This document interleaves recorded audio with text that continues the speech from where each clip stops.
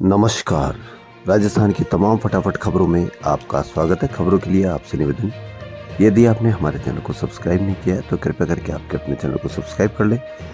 तो बढ़ते हैं आज की बड़ी खबर की ओर, जो आरपीएससी की आरएस मेंस की परीक्षा के बारे में है। जी हाँ, आरएस मेंस अब 26 से 27 जनवरी को नहीं होगी। भजनलाल सरकार ने गुरुवार को ही पहली कैबिनेट बैठक में यह निर्णय किया। मुख्य परीक्षा अब जून जुलाई में होगी। कैबिनेट में यह भी निर्णय हुआ कि अब राजस्थान लोक सेवा आयोग भी हर साल संघ लोक सेवा आयोग की तर्ज पर परीक्षा कैलेंडर जारी करेगा। अब देखना यह है कि संघ लोक सेवा आयोग की तर्ज पर परीक्षा कैलेंडर जारी कर सकता है या नहीं, क्योंकि इस बारे में कई बार कारों के द्वारा वादे किए गए हैं। अब कितना खरा उतरती है यह देखना बाकी है। वहीं राजस्थान की कैबिनेट सरकार ने राजस्थान लोकतंत्र सेनानी सम्मान निधि 2008 को बहाल करने का निर्णय लिया है। पूर्ववर्ती कांग्रेस सरकार ने इसे बंद कर दिया था। ये वापस शुरू होने से देश में आपातकाल के दौरान लोकतंत्र की रक्षा के लिए जेल जाने वाले सेनानियों को फिर से पेंशन मिल सकेगी। राजस्थान में 16वीं विधानसभा के पहले सत्र की अगली बैठक शुक्रवार से यानी आज से शुरू होगी। पहले दिन सुबह 11 बजे राज्यपाल कलराज मिश्र का अभिभाषण होगा। इसमें राज्य की भजनलाल सरकार का आगामी रोड मैप सामने आएगा। साथ ही ये संकेत भी मिलेंगे कि प्रदेश का आगामी बजट कैसा होगा।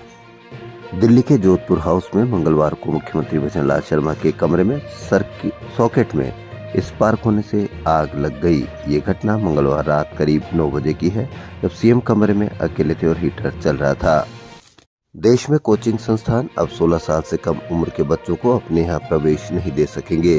कोचिंग में नामांकन सेकेंडरी की परीक्षा के बाद ही अब हो सकेगा।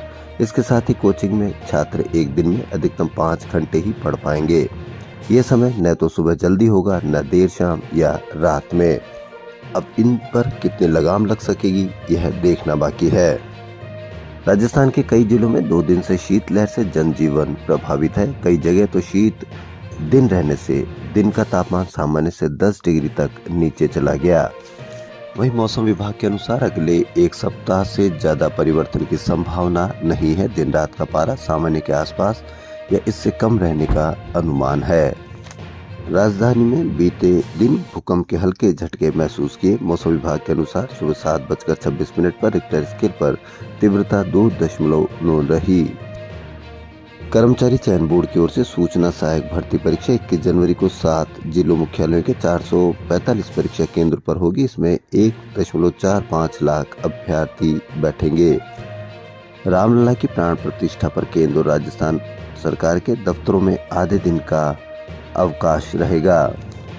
कानोता कैसल हेरिटेज होटल में गुरुवार सुबह 9:30 बजे तेंदुआ घुस गया। श्वान भौंकने लगे तो पहली मंजिल पर स्टाफ रूम में जा घुसा।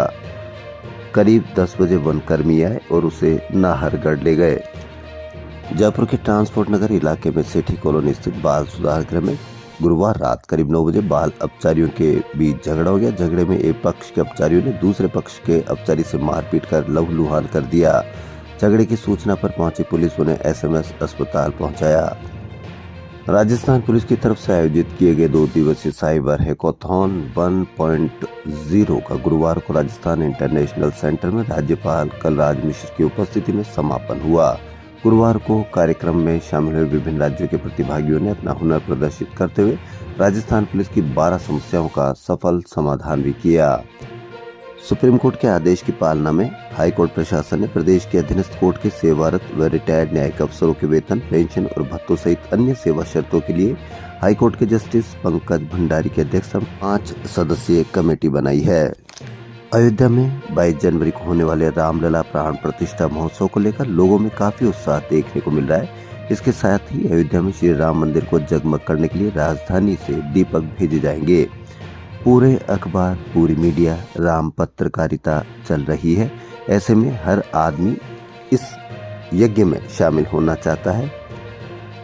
सफाई रैंकिंग पर पिछड़ने के बाद हेरिटेज सख्त हो गया। शहर को साफ बनाने के लिए अब आयुक्त ने अधिकारियों को शहर के लोगों, एनजीओ और व्यापार संगठनों को जोड़ने के निर्देश दिए हैं। वहीं डंपर और हुपर पर तैनात कर्मचारियों को अब जियो टैगिंग से लाइव लोकेशन भेजनी होगी। राजीव गांधी युवा मित्र द्वारा शहीद स्मारक पर चल रहा प्रदर्शन 7वें दिन भी जारी रहा। गुरुवार को युवाओं ने शहीद स्मारक पर अर्धनग्न प्रदर्शन किया।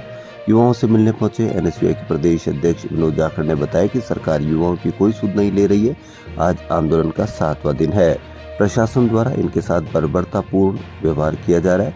सरकार को उन युवाओं और उनके परिवारों को तरफ ध्यान देना चाहिए।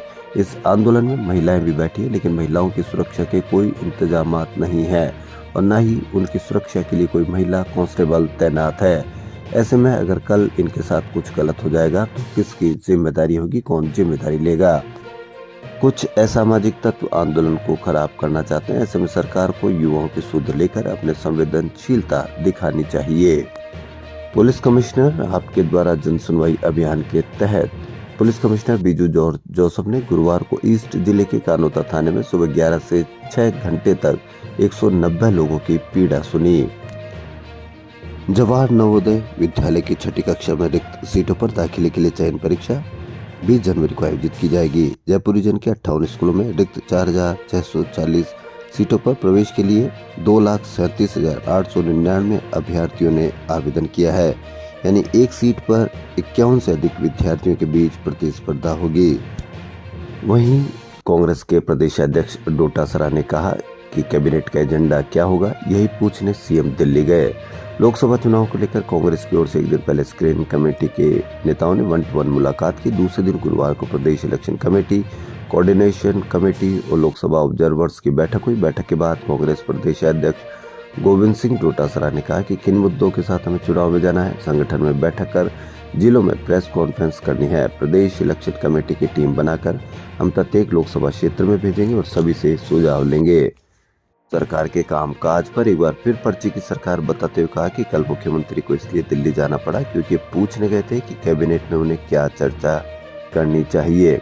पूर्व डिप्टी सीएम सचिन पायलट ने कहा कि मैंने सुझाव दिया है कि नौजवान लोगों को मौका मिलना चाहिए, लेकिन जो जीतने वाला उम्मीदवार हो उसे मौका देना होगा।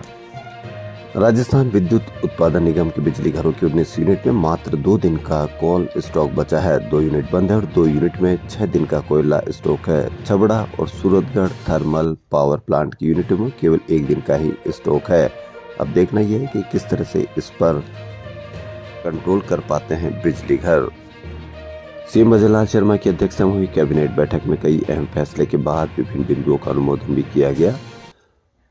परिवारों में से प्रत्येक को माह में अधिकतम 1 गैस सिलेंडर पर सब्सिडी मिलेगी।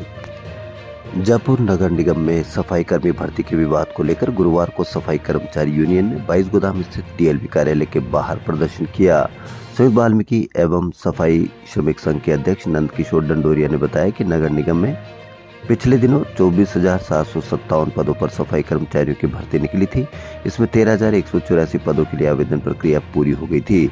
वहीं बाद में 11,757 पदों पर भर्ती निकाली गई, जिसकी आवेदन प्रक्रिया 10 अक्टूबर से शुरू होनी थी, लेकिन आचार संहिता लगने की वजह से प्रक्रिया स्थगित कर दी गई। अब सरकार बनने के बाद अन्य विभागों में भर्ती प्रक्रिया शुरू कर दी गई है, लेकिन स्वायत्त शासन विभाग में अभी तक भर्ती प्रक्रिया शुरू नहीं हो रही है। सुबह 10 बजे से आए वाल्मीकि समाज के लोग टीएलबी कार्यालय के बाहर प्रदर्शन कर रहे थे। वहीं अब 23 जनवरी को आम सभा का आयोजन किया जाएगा, जिसके बाद कार्य बहिष्कार किया जाएगा। वहीं राजस्थान नर्सिंग, पैरामेडिकल और फार्मासिस्ट संघर्ष समिति के बैनर तले सभी 8 कैडर की भर्तियों की पदस्थापन सूची निकलवाने के लिए झालाना स्थित स्वायत्त संस्थान सीफो के बाहर गुरुवार को भी धरना प्रदर्शन किया गया। खबरों में फिलहाल इतना ही। यदि आपको राजस्थान की खबरें पसंद आ रही है तो लाइक, सब्सक्राइब और शेयर अवश्य करें। धन्यवाद।